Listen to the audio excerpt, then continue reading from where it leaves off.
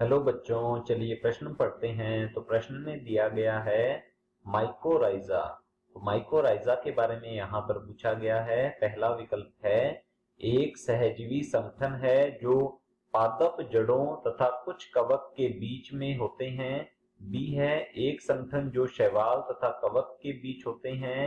सी है एक कवक जो उच्च पादप की जड़ में परजीविता प्रदर्शित करते हैं। और डी है एक संगठन जो राइजोबियम तथा मटर कुल के पौधे की जड़ों में होते हैं। तो इस प्रश्न की मुख्य अवधारणा के बारे में हम जान लेते हैं। तो यहाँ लिखते हैं हम मुख्य अवधारणा। इस प्रश्न की मुख्य अवधारणा है हमारे पास माइकोराइजा। तो यहाँ लिखेंगे हम, ये है माइकोराइजा। अब माइकोराइजा जो है ये क्या होता है ये हम समझ लेते हैं।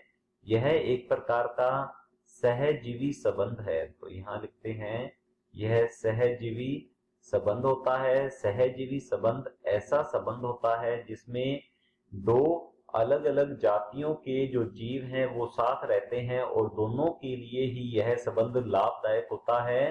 तो इसे कहते हैं सहजीवी संबंध।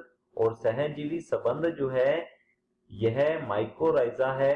और माइकोराइजा में कौन कौन से जीव सहजीवन में रहते हैं ये हम देख लेते हैं। तो यहाँ लिखेंगे ग्लोमस, मुख्यतः ग्लोमस वंश के कवक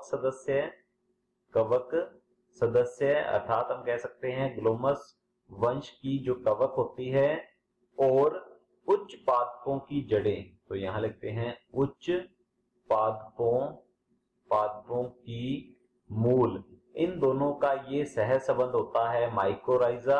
और इसमें दोनों ही एक दूसरे के लिए लाभदायक होते हैं। तो यहाँ लिखते हैं ये लाभदायक सहजीवन होता है अर्थात लाभदायक संबंध होता है। दोनों को ही एक दूसरे से लाभ प्राप्त होता है क्योंकि यहाँ पर जो कवक सदस्य है यह पादप को, तो यहाँ लिखेंगे पादप को जल तथा खनिज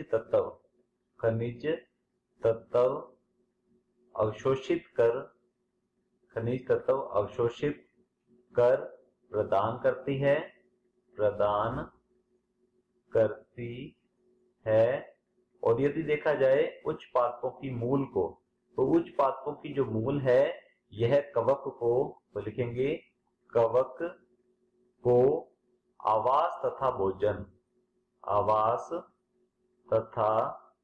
भोजन प्रदान करती है। करती है। तो इस प्रकार से यह सहजीवन दोनों के लिए ही लाभदायक रहता है। तो हमारे पास पूछा गया है माइकोराइजा के बारे में, जो कि हमने अभी समझ लिया है कि माइकोराइजा क्या होता है। तो देखते हैं विकल्प को। पहला विकल्प है एक सहजीवी संगठन है जो पादप जड़ों तथा कुछ कवक के बीच में होते हैं। तो हमारा पहला विकल्प बिल्कुल सही उत्तर है, जैसा कि हमने अभी यहाँ समझा है। बी दिया गया है एक संगठन जो शैवाल तथा कवक के बीच होते हैं, तो इसे कहा जाता है लाइकेन, यह माइकोराइजा नहीं होता है। तो हमारा बी विकल्प गलत होगा।